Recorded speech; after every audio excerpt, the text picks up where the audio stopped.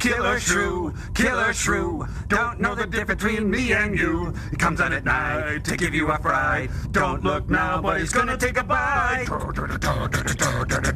Killer Shrew, K-I-double-L-E-R Shrew. He's scary and tough, if that ain't enough. He's augmented with Batman some stuff. Killer Shrew, he's coming to your town to get you. Killer Shrew, by Marks. All right, that was great. Hello, everybody. Welcome to the podcast companion for the Classic Horrors Club podcast. We missed you last month. Sorry about that, but we're back better than ever with two public domain movies, which means we can show a lot of clips. And you're going to see a lot of clips from two wonderful, wonderful drive-in movies. The perfect drive-in double feature. Wouldn't you say, Richard? Oh, absolutely. Yeah. If there was ever a better double feature, 1950s sci-fi horror flicks, absolutely. I'd question, because this is really a perfect double feature. And where are we seeing this double feature? You're on one side of the drive-in, I'm on the other. Where are we? Well, some people read, but tell us a little more about it. Some people who are certainly up on their classic drive-in theaters probably recognize this in the background right here. We are going back to Friday, June 25th, 1959 at the San Pedro Drive-In in San Pedro, California.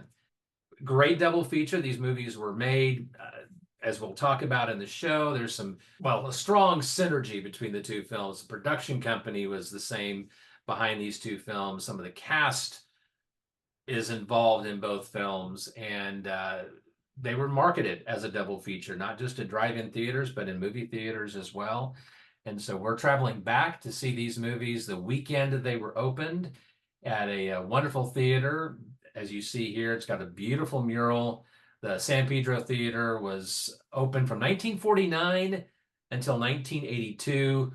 Last 10 years or so, they played Spanish language films.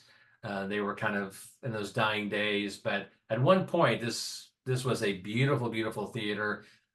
1950s, there was a lot, 40s and 50s, there were theaters that came along that had these types of murals on the outside, taking advantage of that big back end of the screen that sometimes people would put big neon light presentations, something a lot better and a lot flashier than just painting the name of the drive-in on it.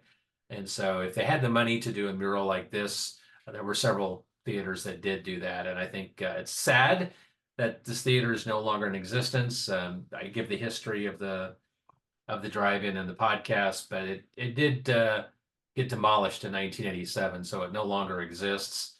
And that is a sad thing, but we've got the memories of it, which we will talk about. And of course, as we travel back to 1959, we were in the heyday of the drive-in.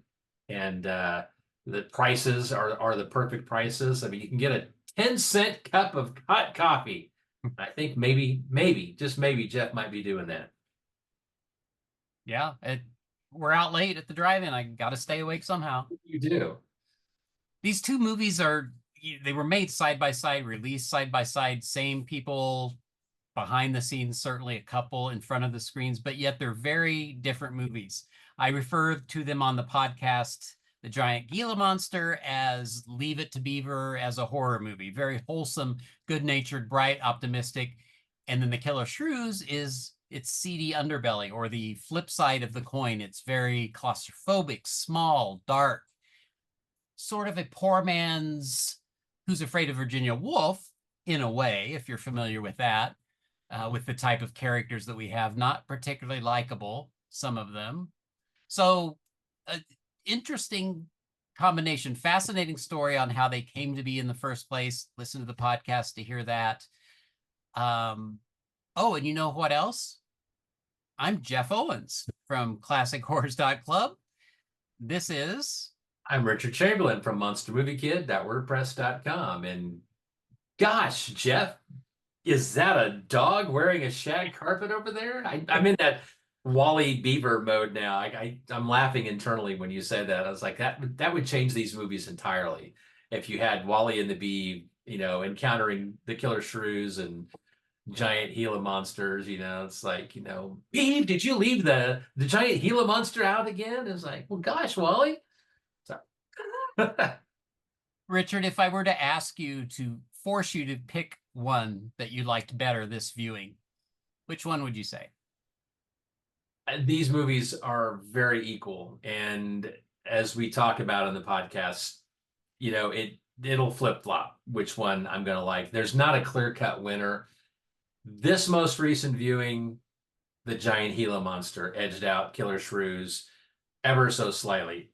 Previously, and for quite a long time actually, Killer Shrews edged out the giant Gila monster. But I think this go around, I really appreciated Don Sullivan perhaps more than I have before. I've always enjoyed Don Sullivan, and there's not very many movies with him in it. Monster Peter Blancas is probably the other big one, which is a great film. Don Sullivan, though, always, I wish we could have seen more from him. I really liked him in this movie. And, you got some singing, which sometimes doesn't work. It worked in this one, and kind of, it was still cheesy, but it worked for me in this one. As I talked about on the show, these give me a warm, fuzzy, kind of warm blanket kind of feeling. I don't know. They make me feel good. These are not A-list films, but they're not horrible either. They're well made. They're entertaining, and that's the best part. I mean, seriously. I mean, if you want to just look to have fun, they're 75 minutes long at most. Killer Shrews is less than that. You can't go wrong with these films. And again, I mean, if basically you're looking at what, 2.5 hours to watch both movies, and that's still less time than some movies are being made for today. You get 2 movies with some intermission, go get yourself a hot dog or a hot cup of coffee. Can't go wrong. What about you? Yeah, I had seen Killer Shrews before, and it was a surprise the first time I saw it how much I enjoyed it. This was my first giant Gila monster viewing, and same experience. So I'm tipping towards that one today, but it really depends on my mood. If I'm feeling bright and sunny and optimistic, giant Gila monster. If I'm a little sour or pessimistic, I'll watch Killer Shrews. But I like them both. I think they are, I don't want to say underrated. I think people focus on the wrong things with them. They focus on how cheap they are, the dogs in the coats, the miniatures in Giant Gila Monster. But what they're missing is the imagination that these inspire. These are fun movies, and I can actually imagine a giant Gila monster. I can actually imagine shrews, whatever shrews are, even though that's not necessarily what they look like. And any movie that can inspire the imagination like that is a movie that I'm going to enjoy.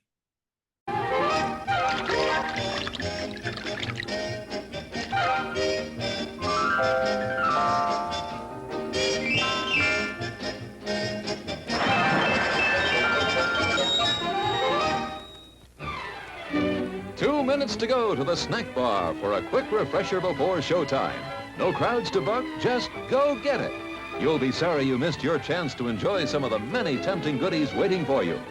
Stretch your legs now while the stretching's good. There's still time to get a mouth-watering hot dog, a sparkling ice-cold soda, assorted flavors of ice cream, all kinds of candy, the most delicious steaming hot coffee you ever drank, and freshly popped popcorn piping hot. Make a beeline for the snack bar right now to quench your... You get more out of life when you go out to a movie. Visit our snack bar and treat yourself to some delicious Castleberry's pit-cooked barbecue sandwiches. Cooked the Castleberry way, slowly over open pits of glowing charcoal, then seasoned with a sauce that's zesty, yet delightfully mild to please the entire family. Also at the snack bar, you'll find popcorn and soft drinks and candy and French fries to go with your Castleberry's barbecue sandwiches. There's plenty of time before the movie starts, so visit our snack bar right now for Castleberry's pit-cooked barbecue sandwiches.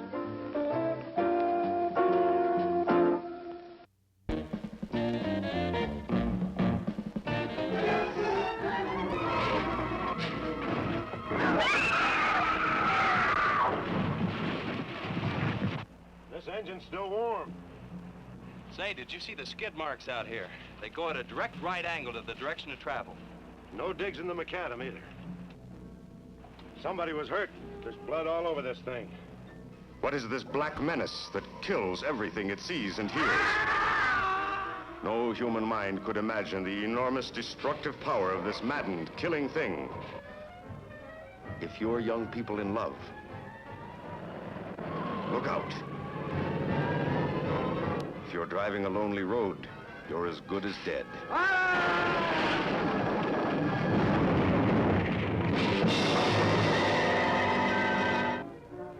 There's been a lot of livestock missing lately. That doesn't make headlines, but now it's people. Never in the history of the United States, a monster of such size and power and horrifying hatred of man.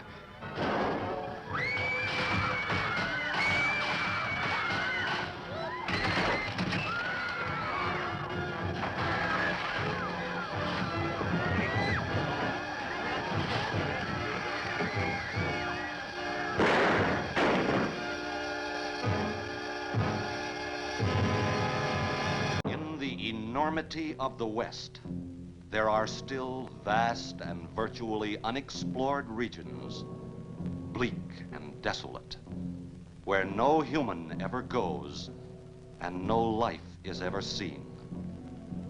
It is as though the land had been posted by God. It is in these lonely areas of impenetrable forest and dark shadows that the Gila monster still lives. How large the dreaded Gila monster grows, no man can say. That's a pretty good one. Yeah.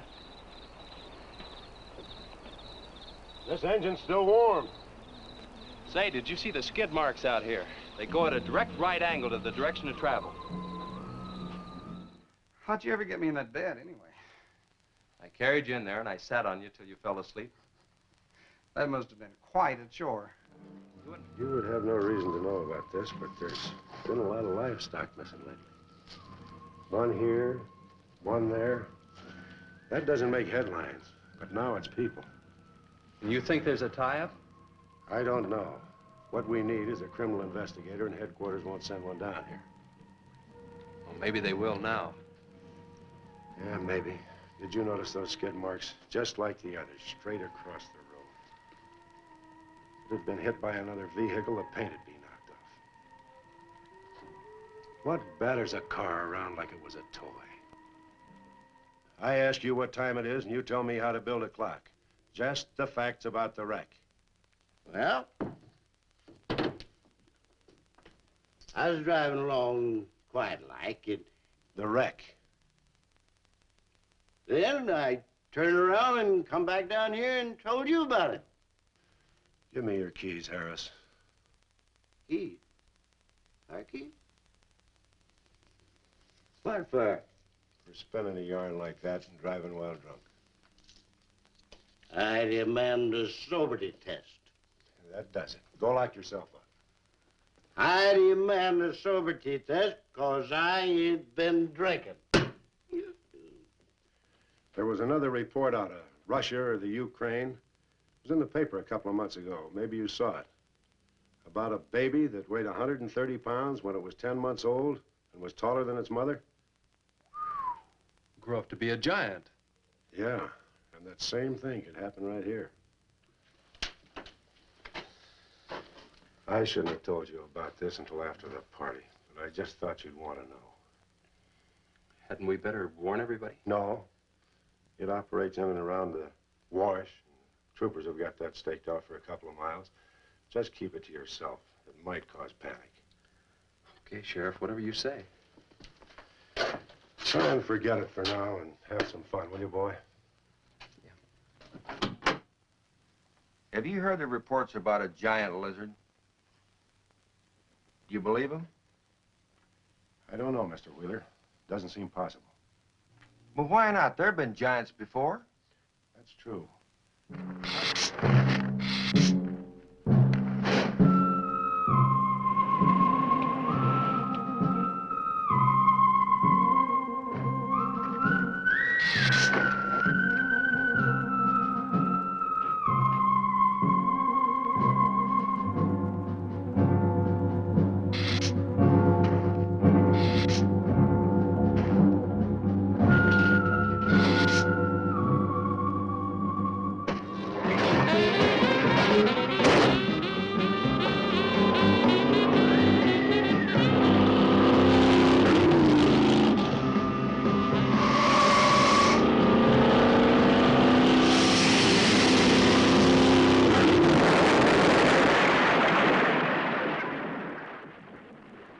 did you hit him with? My brand new 100% completed hot rod. You'd have had to start in the next county to get up enough momentum to do that to him. Not with 4 quarts of nitroglycerin riding with you. You rode across that rough field carrying nitro? Yes, sir. Do you know what could have happened to you? It did. I lost my car.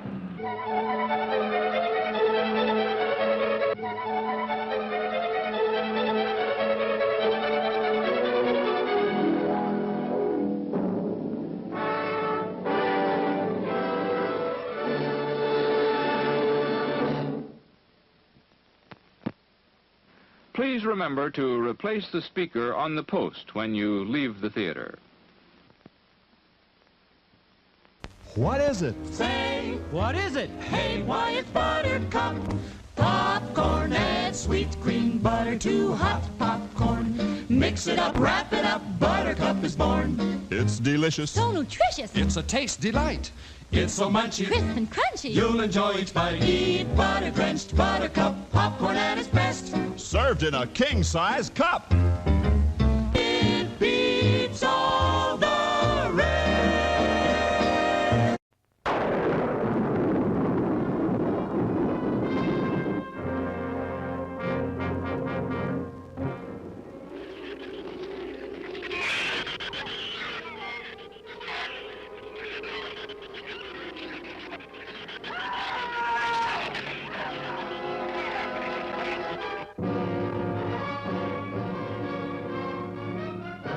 What is that?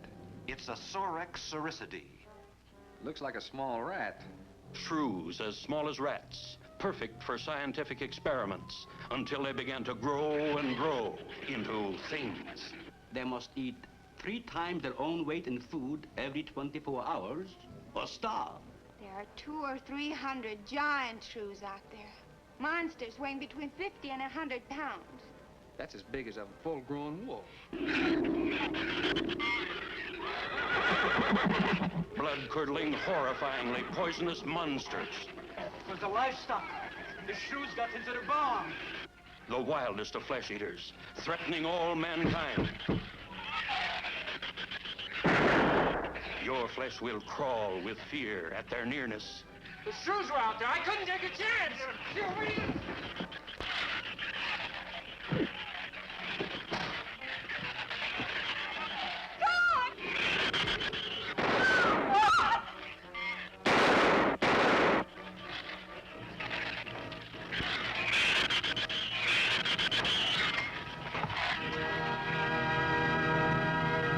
Those who hunt by night will tell you that the wildest and most vicious of all animals is the tiny shrew. The shrew feeds only by the dark of the moon. He must eat his own body weight every few hours or starve. And the shrew devours everything. Bones, flesh, marrow, everything. In March, first in Alaska, and then invading steadily southward, there were reports of a new species, the giant killer shrew. Father, perhaps the captain would enjoy a drink. Well, of course. Will you join us in a cocktail? Well, I've never been known to turn down a drink yet. I'll be glad to accept. Fine. In that case, we'll have martinis. Mario? Si, senor. Mix them, please. Interesting work. What's his field? Biology. He specialized in genetics, heredity. I'm afraid my interest doesn't run in that line, you know. Think what would happen if you could isolate and identify the inherited factor in each gene. Now, wait a minute. I'm afraid I'm not very good with pure research. This is practical research. Generally, among mammals, the smaller the size, the higher the metabolism and shorter the lifespan. Is that right? Well, I'm attempting to decrease the size by maintaining a low metabolism and resultant a longer lifespan. What reason? Overpopulation. Not a problem now, but it will be in time. If we were half as big as we are now, we could live twice as long on our natural resources. What is that? It's a Sorex cericidae. Looks like a small rat. Smells like a skunk. See, the muzzle is longer and thicker than the rat's. It extends over the lower mandible, see? Does he bite? Only when he's hungry. Well, maybe. They're not climbers. They are digging animals, a lot like the mole. They feed only at night unless they're starving. And when they are hungry enough, they'll tackle anything regardless of size. You're kidding. Hmm? If you leave two of them in a cage for 12 hours without food, the stronger will eat the weaker. Like cannibals. Precisely. You see, their intense activity requires a tremendous amount of energy. To supply it, they must eat 3 times own weight in food every 24 hours or starve. I know, but I'm not saying that you created them, Jerry. I am saying that because of your drunken stupidity in leaving the cage door open, you created the horrible situation that now exists. Look, Ann, this is a mistake any one of us might have made. I'm getting a little sick of being called an irresponsible drunk. Now, believe me, I am. Be reasonable. Everybody in the world is scared to death of something. That's evident. When they came at us last night, you knocked me down getting inside the fence. It's just that I can't stand them. And I've discovered something I can't stand. Thorne, your ship is safe. Please, stay here with me. Why? You scared or lonesome? Both. I'll take a rain check on it. Thorne, you can't leave. No one opens that gate after dark. Well, who's going to stop me? You? You believe in fairy tales? Well, I'm a little old for that sort of thing, but what'd you have in mind? Well, I'll tell you about one. A true fairy tale. And you're right in the middle of it. Oh? Have you ever heard of a shrew? As in taming No, of the animal. Bradford called them Soricity when he showed you one. Oh, then shrew must be the common name for those cute little animals. Cute. That's the last word you can use to describe those little monsters. They're the most horrible animals on the face of the earth. Imagine an intelligent girl like her going for a common sea tramp like him. I know why. You do too. In case anything goes wrong, she's looking out for her own hide. Let's see. Hemotoxic syndrome. I'm afraid so. We'll know after pathology. Doctor, that's not the same animal you showed me. That's a monster. As I said, they are mutants. In controlling the size factor, we seem to have crossed some of the other characteristics. Well, you certainly did a good job of it. Extremely high poison content in the shrew's saliva. Brooding about it's not going to do any good. Now, why don't you try to think of something else? Tell me, what do you do around here? Are you a scientist? I'm a zoologist. Oh, that's the study of animal life, isn't it? If we ever get off this island, I'll never have anything to do with it again. What will you do?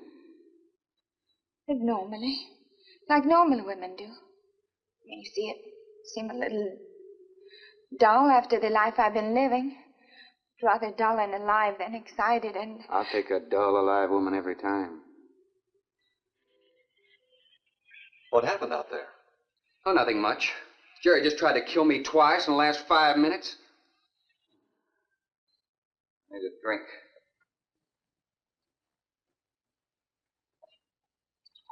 Anybody else care for one? I could use some coffee.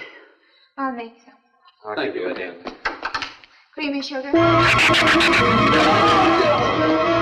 my leg!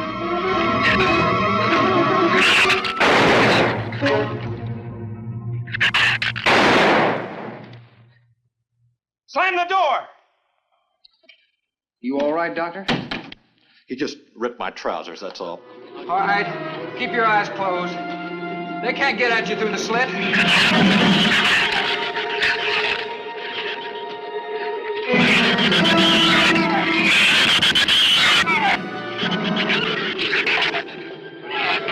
This empty drum is too heavy for her. I can barely hold up my side. I'll be all right in a minute. All right. You walk. I'll drag for a while.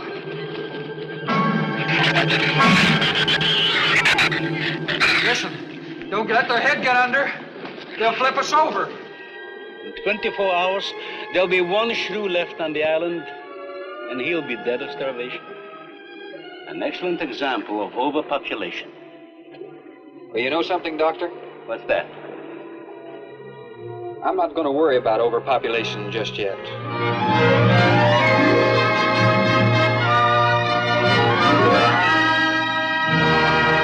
We invite everyone to listen to the full podcast where we'll dive much deeper into the subjects. You can find the link below.